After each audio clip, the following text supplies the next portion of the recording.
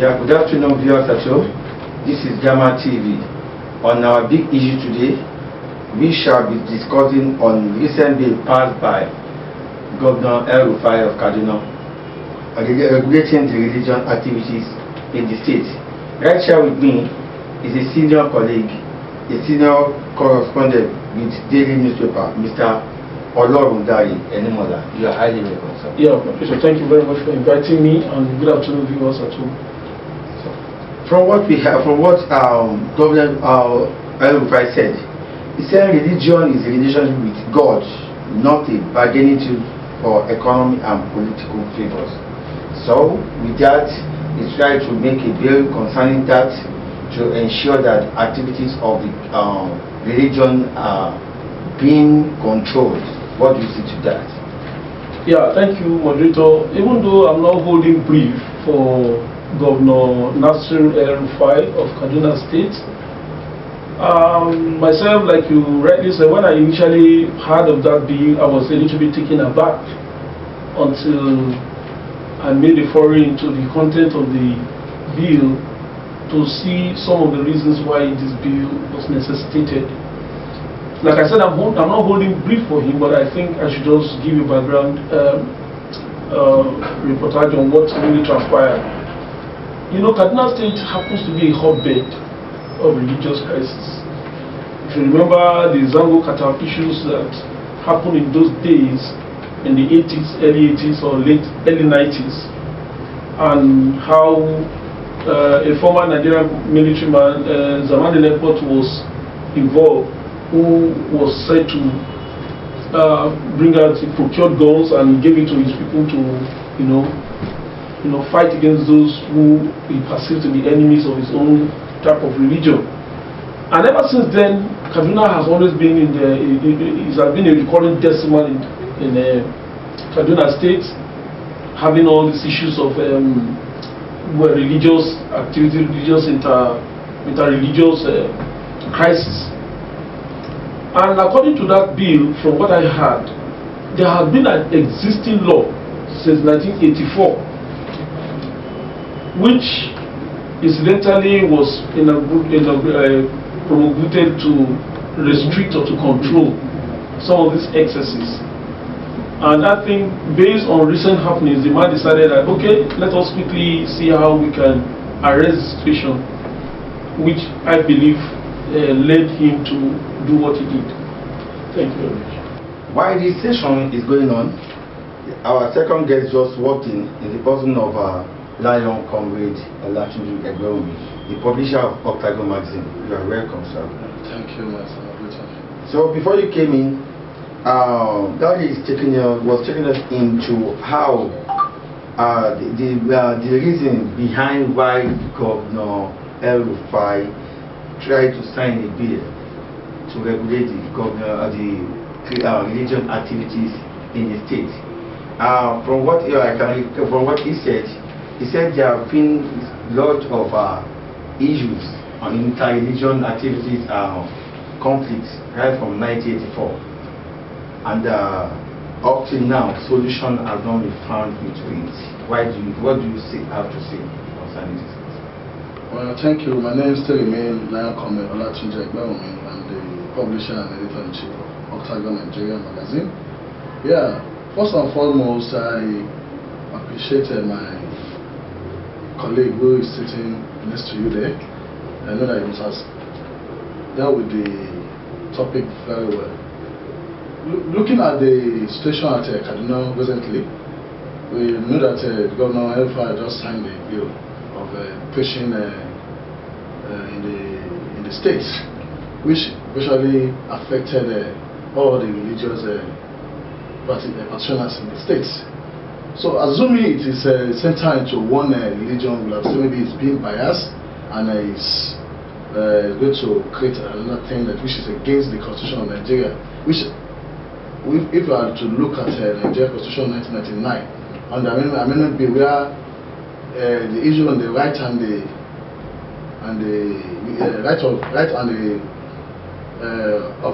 religious right of the citizen come to religious issues. freedom of association, freedom of speech, freedom of worship. All this, he has not spoken against them.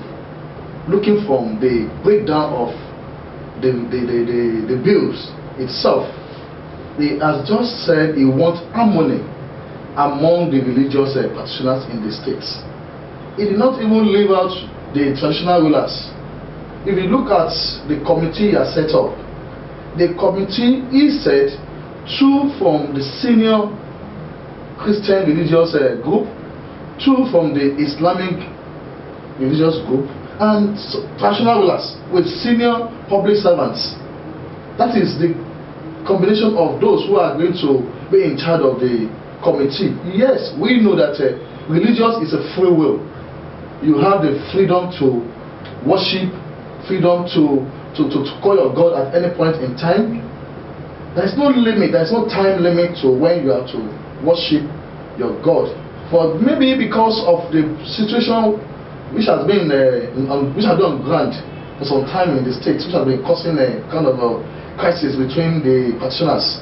I know that apart from the Christian and the Muslim, there's some other religious group in the States.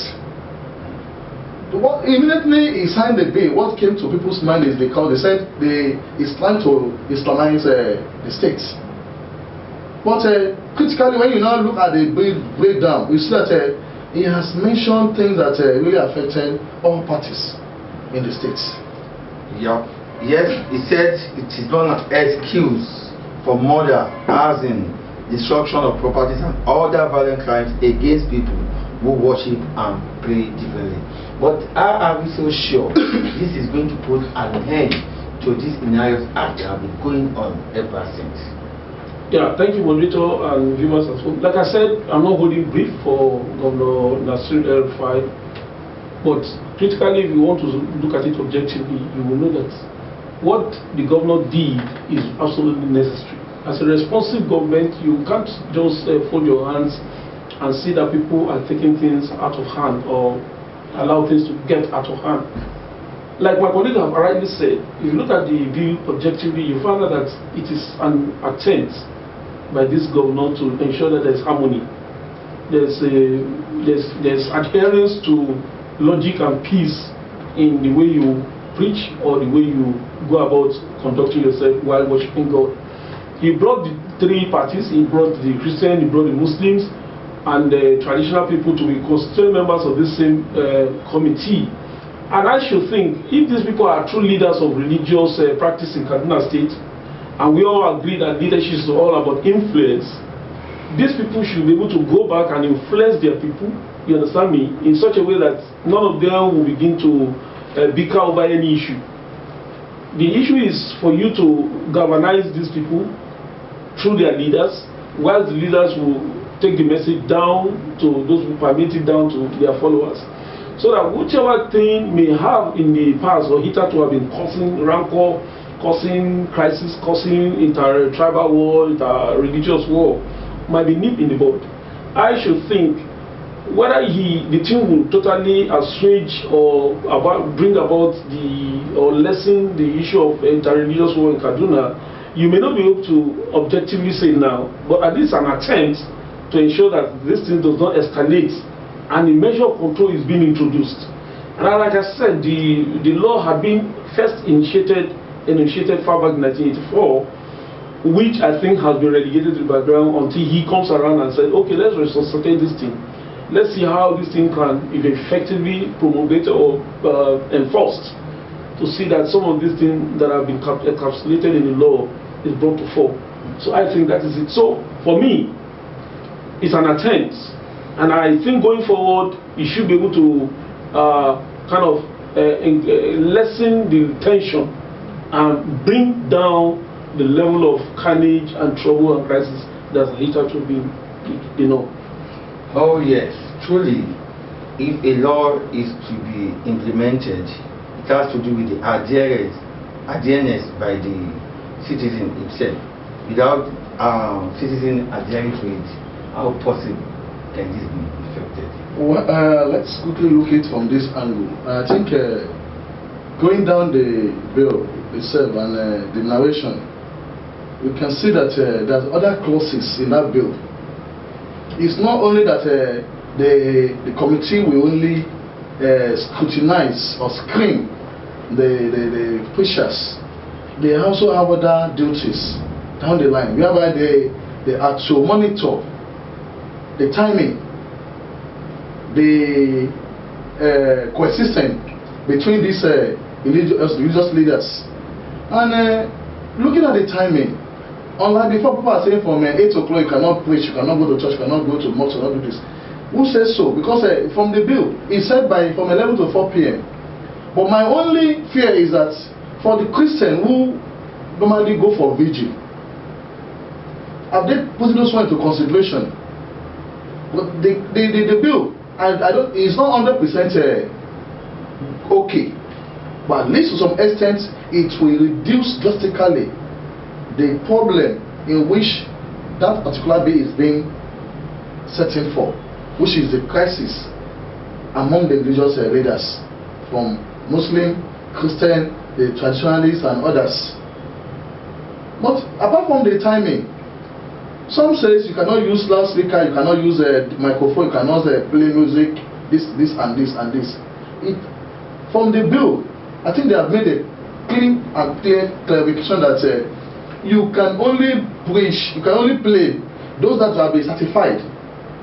That means if somebody is not censored, is not being monitored, we just come to the states and drop a one nasty cassette that will also bring problem to the people or to the religious groups.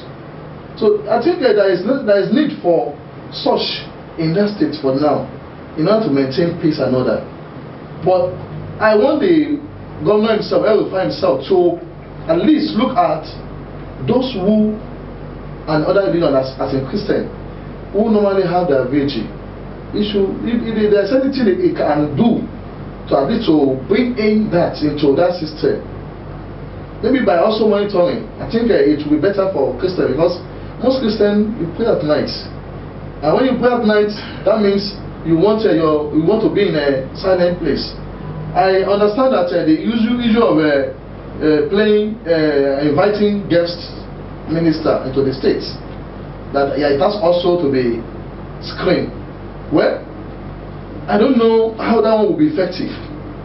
I don't know those who are in that committee, the criteria in which he has used to have bring those people into that committee. Like my colleague just rightly said, that if sincerely those religious leaders, they are serving God, they are for God, they will do the needful. They won't go against each or one another. So in this sense, I hope that those two factors can also look into by the governor for proper implementation of that bill. Well, with what we've been saying so far, it all have to do with what I would say love among every citizen. But how far can we see this law? Is this law really manifesting? Is it really applicable as far as Kaduna is concerned?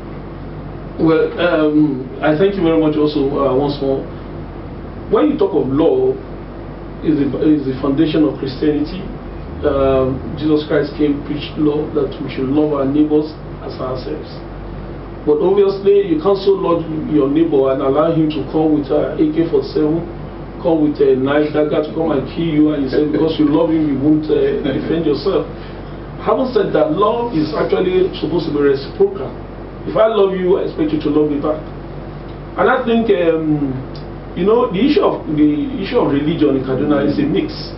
It is both inter-religious and inter-communal, inter-tribal. It is not purely an issue of Christian or Muslim. There is also issue of land grabbing. Some people want to stop some people, and all of those things are also come into play. But I just want to quickly add something to what my colleague has said. You know, even in Lagos State, if you look at Lagos State today, you find that only very few churches go for vigils because of the insecurity level.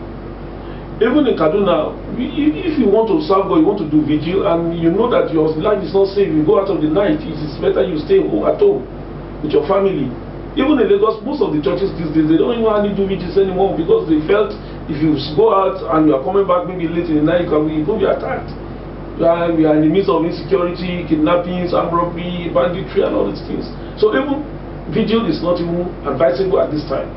So, and quite a lot of churches have also advised themselves, or they've organized themselves in such a way that vigils have been put to the background for now, pending the improvement of security issues. Having said that, the love is there. The Christians are preaching love. I think the Muslims too are preaching love. But at individual level, you find out that some people who are very criminally minded set of people, who claim to be religious folks, but at the end of the day, you find out that they're just criminals. And they take advantage of the innocency of people, take advantage of the religiosity of some people, and they begin to wreak havoc on them and they prove them. Even some of the leaders who go back preaching, if you check out some of the contents of their preaching, it is very, very, it calls for questioning. So you need to, because in the midst of good people, we have terrible number of bad people too.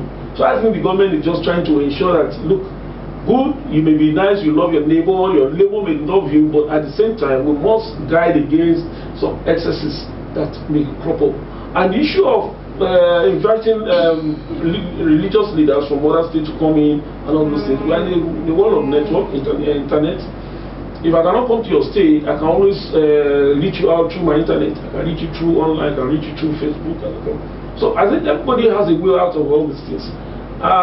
For me, like I said, I'm not holding brief for him. I appreciate what the governor is doing, and only we need to just tell our fellows, tell the religious people, tell the traditional people, they should consider that law. And if truly they are children of God and they are servants of God, they must know that love is a cardinal point. It is love that has kept us from God. Yeah, from what Daddy just said, he mentioned political and tribal on that job. It's seriously behind this issue of religion, these are havoc and the crisis that have been happening in Kaduna. And I think with your, I know you have understood it is very good to some extent. So what do you see that the government has really input into this bill just to ensure that this issue of political and tribal undertone are being brought to the PIS?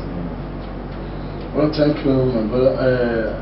Sincerely, I will tell you that looking at the bill critically, even as at 2 years ago when the bill was being brought up and the governor refused to sign the bill.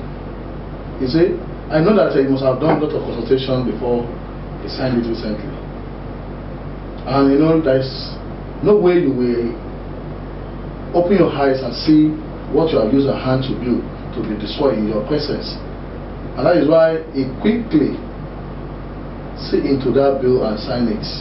His assent on that bill is timely in order to salvage the havoc that will have been come to the states. The issue of political, whether it's political, whether it's tribal on this, he has not considered those things before he put on the bill.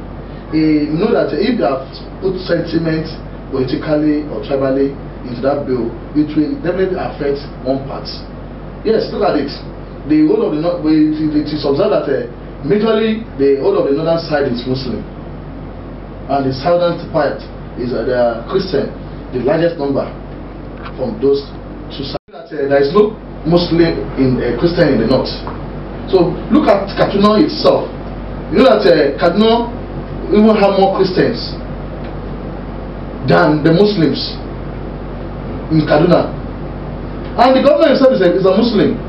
People will be saying, this man, because he's the governor, that is why he has signed that bill, because many things that we have in that bill, 75% affected the Christian.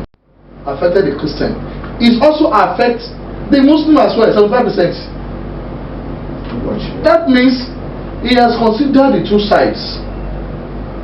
I will tell you why it was like that. It's because when he was speaking for the committee at the state level, he said 2 from the Christian. He did not say 3 or 4 from the Muslim. And from the public service servant, he did not say it has to be from the side of governor or from the side of the other party, which we felt that those that felt that are most affected. So that means he has not signed the bill because he is trying to gain anything politically, but he has signed it based on what he said, and if he's going to maintain that he wants the peace and harmony of the state. If there is going to be peace, if there's going to be harmony, there must be love. The Christian must see the Muslim as one. The traditionalists must see the Muslim and the Christian as one. I don't think the 3 of them have other God are calling apart from the Almighty God. So that is where the love comes in, and that is why I said the area of politics, they have not played much politics in it, though there might be undertone a little bit that in that bill.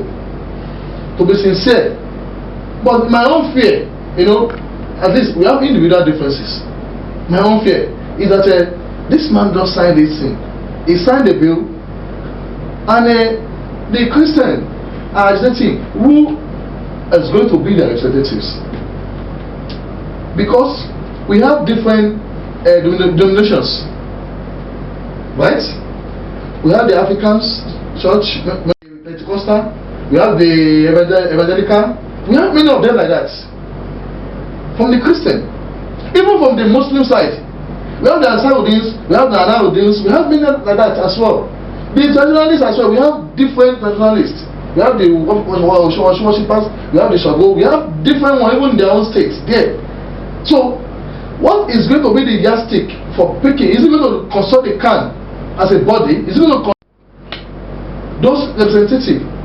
Is it not going to be a political minded that is going to say, okay, Alhaji Usman is a person, let him be among the committee, so that when Alhaji Nasir is coming to preach in the state, Alhaji Usman will say no, he cannot preach.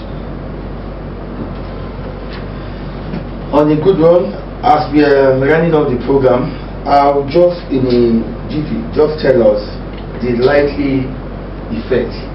When my colleague was speaking, something comes back to my mind. Kaduna is my home because I did go to Kaduna Polytechnic. I spent about 5 years in Kaduna. So Kaduna State is somewhere I know very well. It's like the palm of my hands. You see, you said something, my colleague said something, he said the bill is timely. In fact, for me, the bill is not only timely, it's belated. The bill ought to have been signed donkey years ago. Of this bill, I think the governor must have taken enough time to do a good work.